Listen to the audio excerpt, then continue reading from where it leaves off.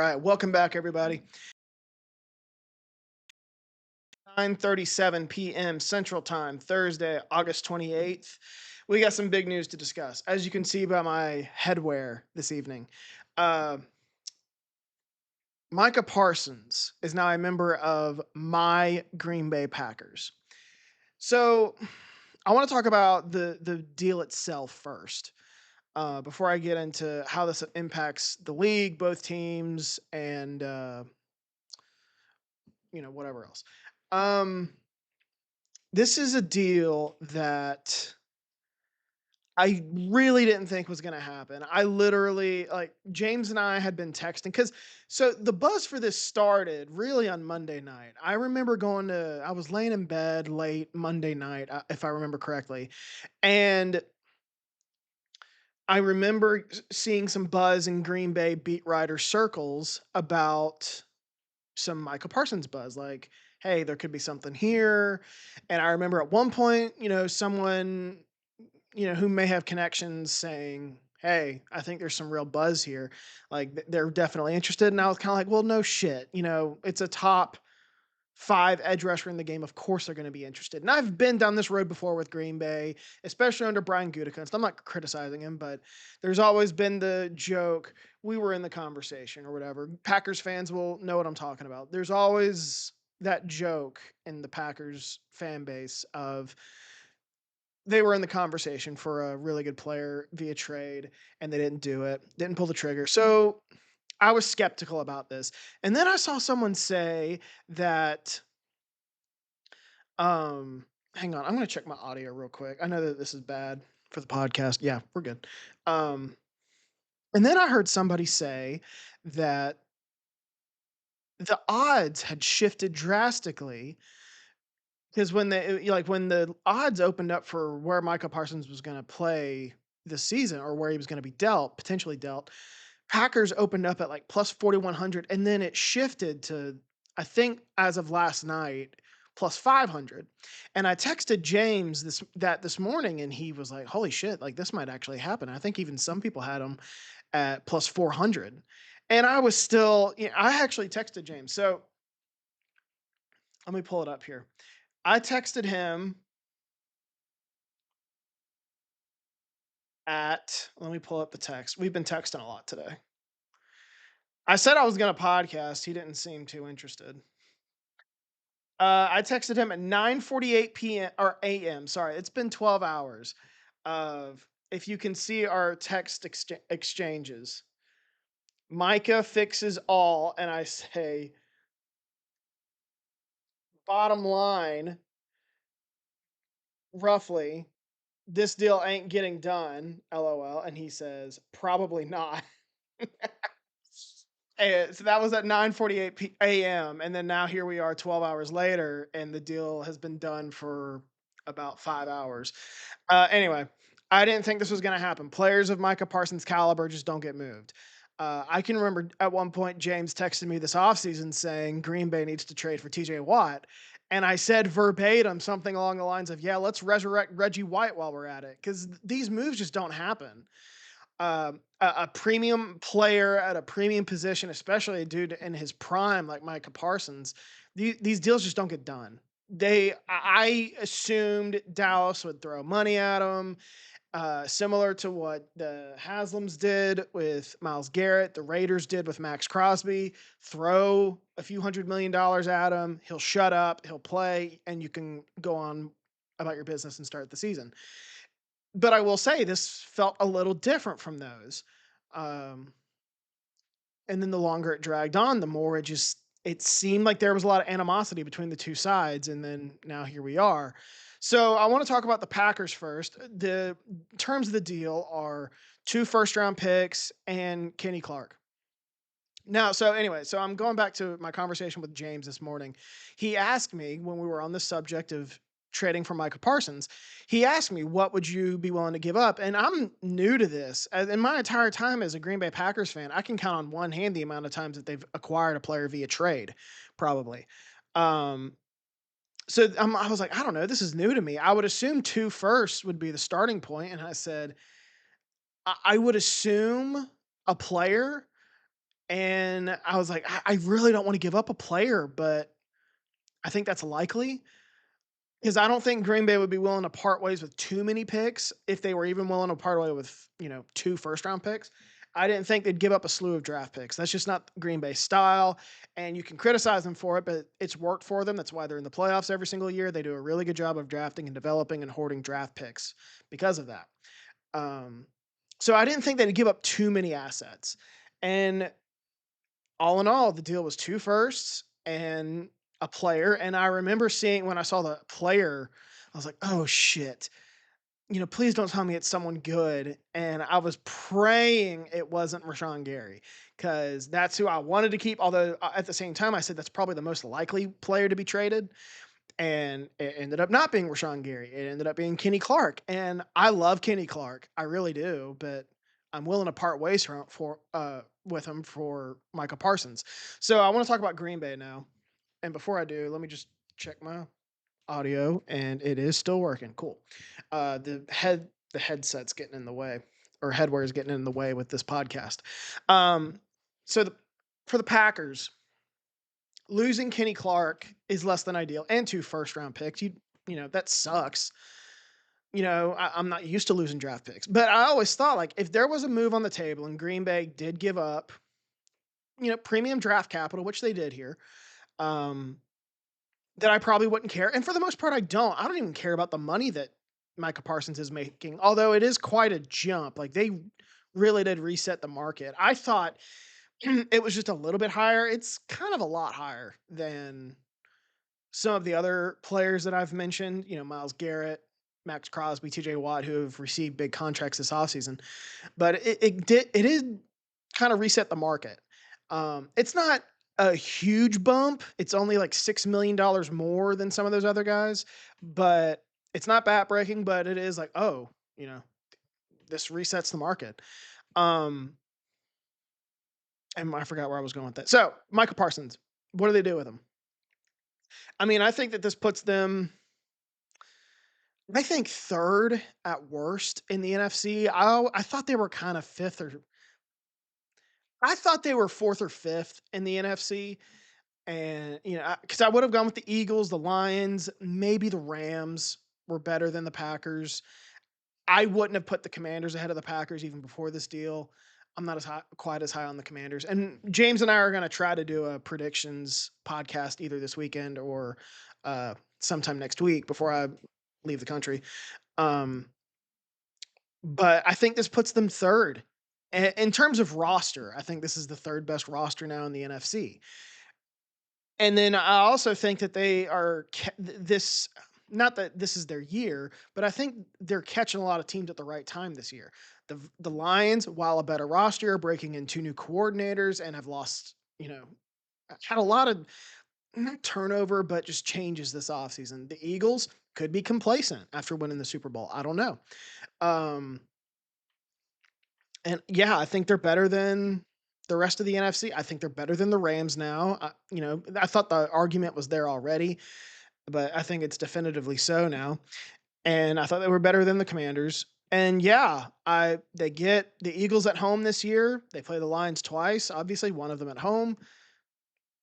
I don't see why home field advantage wouldn't be in play unless they're just decimated with injuries, or, they really regress at certain positions.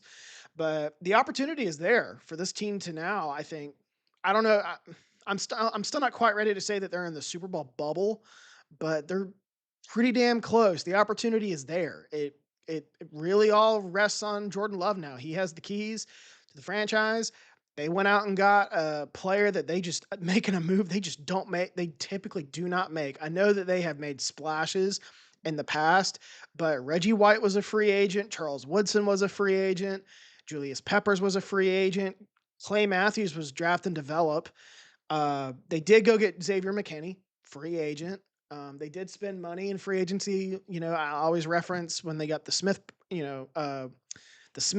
Zadarius Smith, Preston Smith, Adrian Amos in the same offseason. Again, all free agents. They do not part with draft capital, and they did for this. And they had a pretty good defense last year, and but their biggest issue was pass rush. They had a pretty good defense last year with lack of a pass rush, lack of quality corners because Jair Alexander missed a chunk of the season. And now you look at that defensive front, it's so much better, I would argue, with Micah Parsons. The interior of the defensive front, not great, but it probably wasn't going to be great already if you had kept Kenny Clark. And now you have Micah Parsons, a top five edge rusher in the game at minimum, coming off the edge on one side, and you have Rashawn Gary, who's a arguably top 10, maybe more like top 12 edge rusher in the game coming off the other side. He's a tweener. He's not quite a edge one, but not, too good to be an edge two. And now like that's what he's gonna be. He's like a 1.5, kind of like the T. Higgins problem where he's not a wide receiver one. He's too good to be a wide receiver two. And that's kind of who Rashawn Gary is for edge rushers. And I think that's going to be huge for Green Bay's defense. I think because those guys complement each other so well. Micah Parsons is a pure pass rusher and who's pretty good against the run. He's good, not great. And then on the other side, you have Rashawn Gary, who's more of a well-rounded edge rusher who's good against the pass and the run. And opposing offensive lines won't be able to just account for him. They're going to have to account for Micah Parsons. And the guys in their interior, I think are a little bit better than probably what I'm even giving them credit. But they have some guys there, I think, that are pretty decent, like Devonte Wyatt and Carl Brooks. Like, I don't think they'll be hurting there, but Kenny's Clark's absence will be felt in the locker room. But then from the second level, you have Edgerrin Cooper, Quay Walker, and then Xavier McKinney in the secondary. Like, this defense is going to be pretty damn good. It's going to come down to Jordan Love and these young receivers who dealt with a lot of drops and injuries last year. If Jordan Love's healthy, I trust him. I think he's even last year, he I don't know if he was ever 100% healthy. The receivers were banged up and they were led the league in drops and he was still playing like a top 10 quarterback in November and December. I'm not super worried about it. I'm not worried about this thumb injury. But yeah, he I think he's still got that 2020 late 2023 player in him to where he can be flirting with being an elite player at his position. So Green Bay, like this move just changes the way you view Green Bay. Most people I think viewed Green Bay as yeah, good roster, not a great roster, not many elite players to now you're like, now there might be four, potentially as many as six elite players on this roster. Xavier McKinney, Michael Parsons. I think Edgerrin Cooper's going to be in the mix defensively. And then, like I said, Jordan Love potentially. I think Josh Jacobs is an elite player. Maybe Matthew Golden. Maybe Tucker Kraft. Uh, like all of a sudden, like this move just changes the way we view Green Bay's roster, and there's depth. Like they're gonna have Lucas Van Ness, who was a former first round pick. Granted, he hasn't really panned out, but being edge three, it's a pretty good situation. And they're gonna have all these guys. They're gonna have Rashawn Gary and Micah Parsons coming off the edge for probably the next 2 to 3 years. They're all locked in for another 3 years. Who knows if one of them's a cap casualty eventually, but that's a pretty damn good spot to be in. Um, and yeah, I think that this puts the Packers in a Super Bowl window of sorts.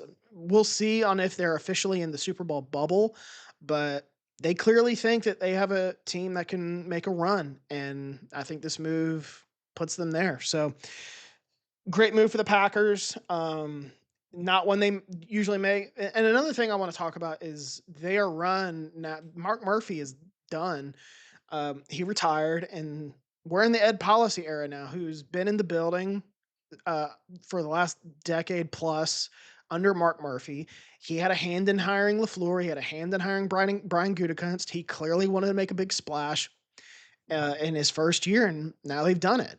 And he did make a comment when he took the CEO job, which is basically like the owner for Green Bay, de facto owner, that he wasn't going to extend Lafleur and Gutekunst just yet. And I think that quote was blown a little bit out of proportion. I get his side of that argument is he didn't hire these guys. He wants to see what he has. He's going to evaluate them, blah, blah, blah. But come on, like those 2 guys know what they're doing. But yes, them and the team now have to show that they can put it together and win this division. Not that jobs are on the line if they don't, but they really need to start showing something. They hit the reset button a couple years ago, and they've been this youngest team in the league for a couple years now. Now it's time to take that next step, and I think this move will help them do that. So good for Green Bay. I'm happy that they made a splash like this. Just again, this isn't something that you see, and when you do see it, you don't see Green Bay making it very often. So this is a big decision. So as for Dallas, I'm not totally shocked. Like I said, the nuggets were there that this wasn't going very well between the two sides. I just don't know how it gets to this point. Micah Parsons has been in the league since 2021. He's had 12 sacks every single year he's been in the league. He's one of the premier pass rushers in the league. This deal should Jerry Jones should have signed Micah Parsons to an extension probably 2 years ago. He had 2021, 2022, 2023, 3 seasons of tape. I don't know what you're waiting for, man. And this has been a problem with Jerry Jones. I don't understand why he waits until the last minute to pay his guys. The fifth year option is a tool if you need it, but you shouldn't need it for a guy like Micah Parsons. You've had 3 years of tape. I mean, at this point, 4 years of tape of Micah Parsons. He's shown he's one of the best edge rushers and pass rushers in the game. What are you waiting on? Give him whatever he wants. And here's the thing, if you had done this deal 2 years ago, which you probably should have done because Micah Parsons is an elite player, the price tag wouldn't have been nearly as high. Green Bay signed Rashawn Gary to a contract extension around the same time. And it was like $25 million a year. And at the time, that was around market value. Now, market value for an edge rusher is exceeding $40 million per year. And I don't know if Jerry got caught with his pants down or what, but I think that must have surprised him. Like, again, what were you waiting on? If you had done it 2 years ago, this would have been done 2 years ago. Micah Parsons would have been happy. You would have been happy. And now you could have, 2 years later, you could have said, man, we're getting Micah Parsons for a deal. And now you can't. And now, hang on, I'm going to check my audio again. Test, test. All right, we're good. Um, and now you're in this situation where I know the team wasn't going to be probably that good. Now you're probably going to be terrible. And I saw him make a comment today that they're in a better position to win without Michael Parsons than they are with him, and I just think that's foolish. Um, I understand hitting the reset button, but you might as well just strip the whole thing down if you're going to move on from a Micah Parsons, a guy who's again elite player entering his prime. This shouldn't have been a debate on whether or not to pay this guy. It should have been done years ago. And he did it similarly with Dak Prescott and CeeDee Lamb. He waited to the last minute to pay these guys. I don't understand what you're waiting on. I don't understand why you want to keep Dak Prescott and CeeDee Lamb on the roster and move on from Micah Parsons. It doesn't make any sense to me. And on top of that, your return wasn't great. You got 2 firsts. Okay. And you do pretty well at drafting and developing, but those 2 first round picks are going to be somewhere between 25 and 32 and barring injuries. And on top of that, like you got a player. Okay, you got Kenny Clark, good player. I love Kenny Clark with all my heart, but he's entering year 10 and he's a younger player for that much mileage. He's 29, I think. Green Bay drafted him when he was 20. But it's still his 10th year, and I don't think he makes your defensive front any better. Um, I just don't know what Jerry was thinking. This is a really bad situation. I don't know how you let it get to this point. I don't know how you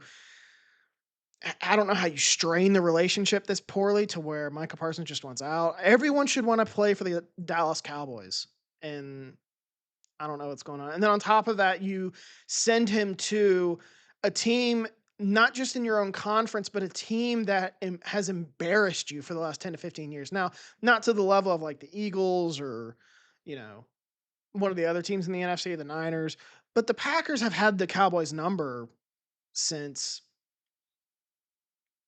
2000, since Aaron Rodgers was the early days of his starting career.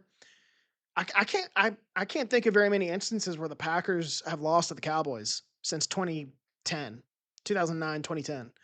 I think once, and it was in 2016, and then the Packers beat them in Jerry World in the divisional round in 2000 in the playoffs. They've had their number, and the last time the Cowboys were in the playoffs, who'd they lose to? The Packers, and it was embarrassing. So I don't understand this move. I don't know how you feel good about things if you're a Cowboys fan.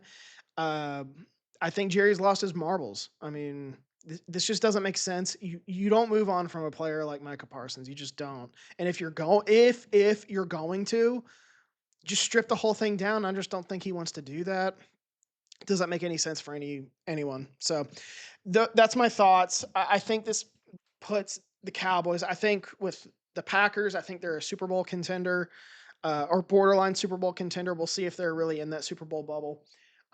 At worst, I think that they are probably the seventh best team in the league right now.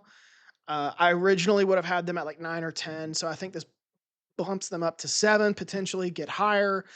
Um, Again, that's worst case scenario. And the Cowboys, I thought that they could win 7, 8 games. Now, I think that's more like 5 or 6. Just not a great situation. And then you have the whole Jerry Jones hiring Brian Schottenheimer, who maybe he's not that bad. I'm still not quite sure. But no one was interviewing him. He's an assistant of the guy you moved on from. Just doesn't make any sense. None of this makes sense for the Cowboys. Cowboys fans should be mad because I kept seeing tweets. Um, Let me pull this up.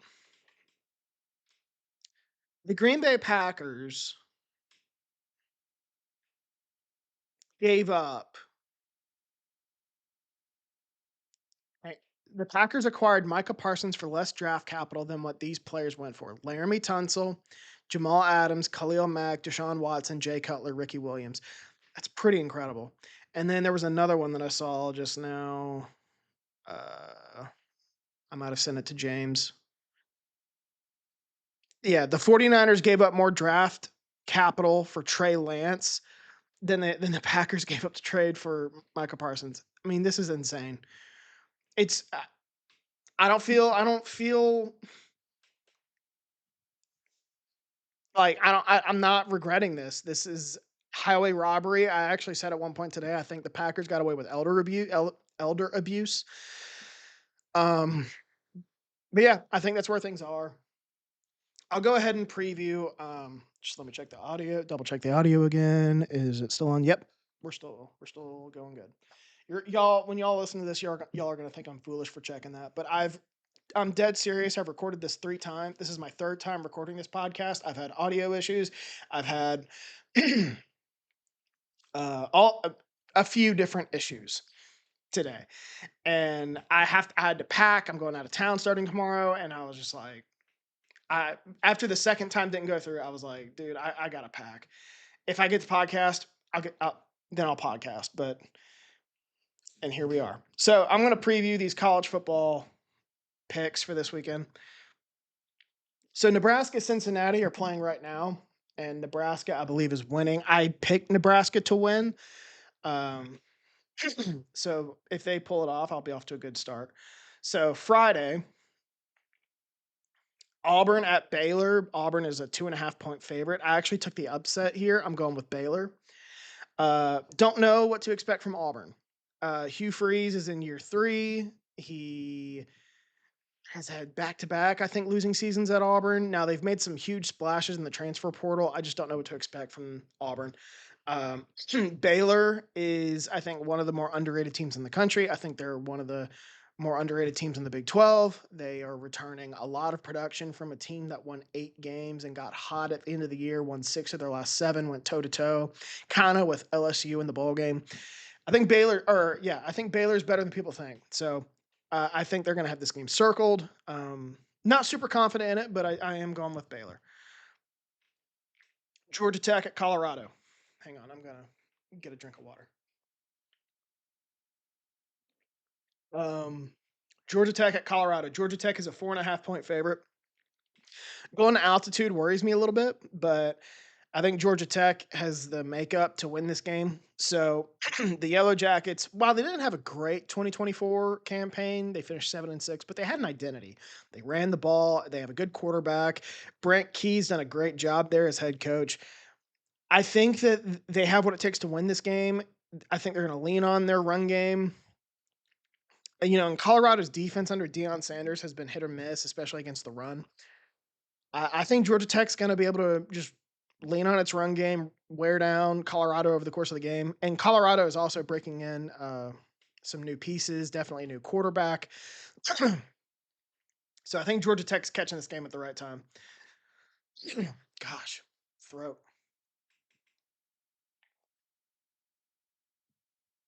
Syracuse against Tennessee in Atlanta. Tennessee is a 13.5 point favorite. I went with Tennessee. I don't know what Syracuse is. They won 10 games last year, but they lost a lot of players from that team, including quarterback Kyle McCord to the NFL. Tennessee should have a talent advantage. They should have a coaching advantage. This should be a borderline home game for Tennessee. A lot of things going against Syracuse in that matchup.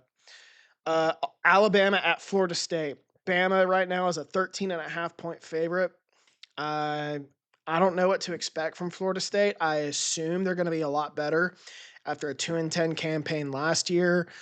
I think Mike Norvell is going to have this game or have his team ready to go.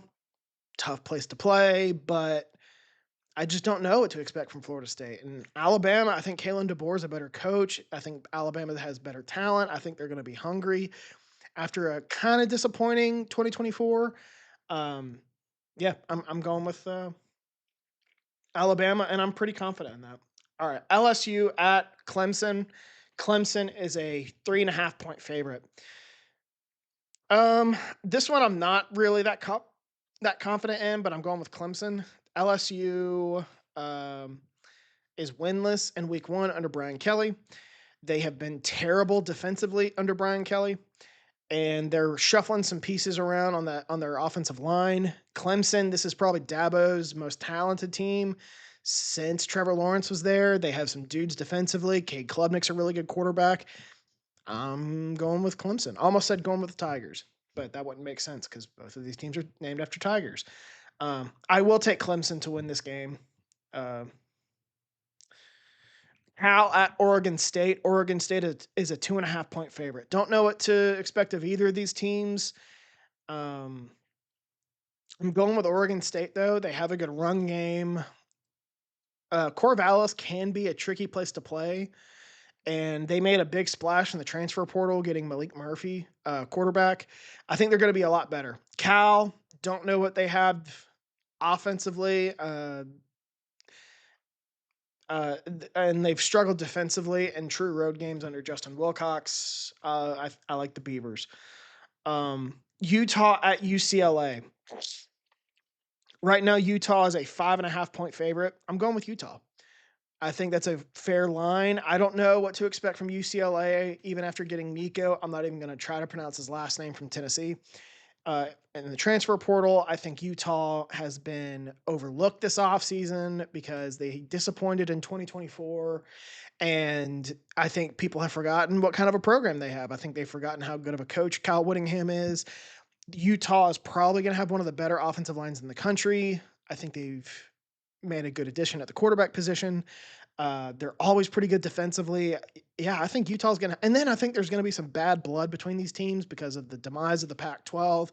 I think Utah's going to have this game circled, and I think Utah is going to win.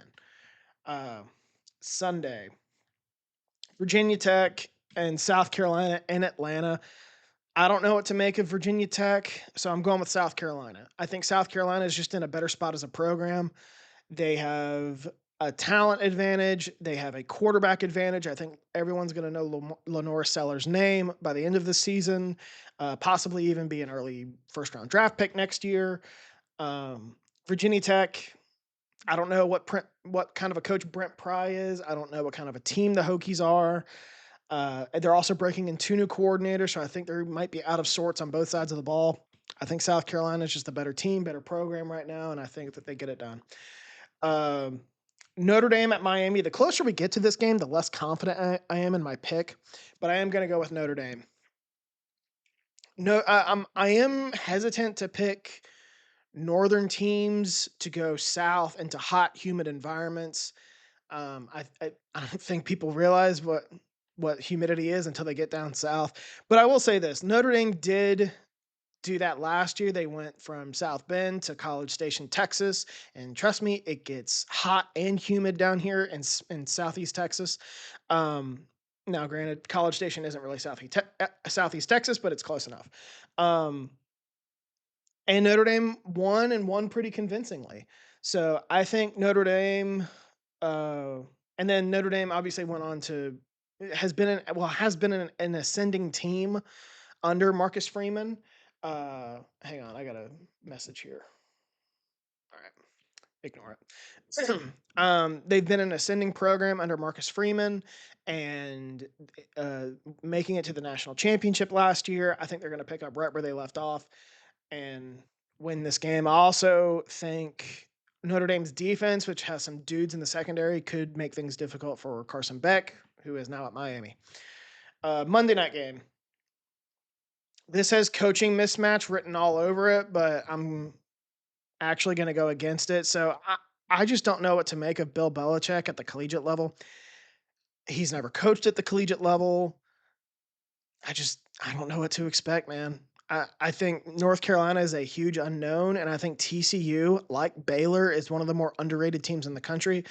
Returning a lot of production from a team that won, I think, 9 games last year. They're good offensively. I will say, I don't think Sonny Dykes is not.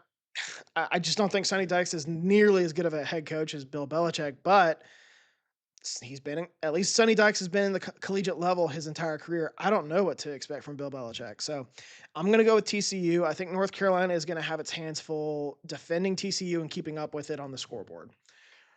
Game of the week. Texas at Ohio State. Ohio State right now is a 1.5 point favorite. I'm actually going to go with Texas. Ohio State breaking in some new faces on both sides of the ball. Um, I think they might be a little out of sorts. Texas might have the talent advantage, but definitely like if anything, it's even between these two programs. They have more continuity on their coaching staff and their roster. And I think Steve Sarkisian's going to have this game circled after losing to Ohio State in the playoff last year. I think Texas is going to want to start the season with a bang. Tough place to play, but I am going to take the Longhorns to win. But not super confident in that. That's my least confident pick. But those are my college picks for this week. Um, yeah, had to do an emergency pod in honor of the newest member of the Green Bay Packers, Micah Parsons. So, to everyone, I hope you guys have a very good long weekend. Enjoy the return of college football. Go Pack, go. Let's just enjoy that football's back, people.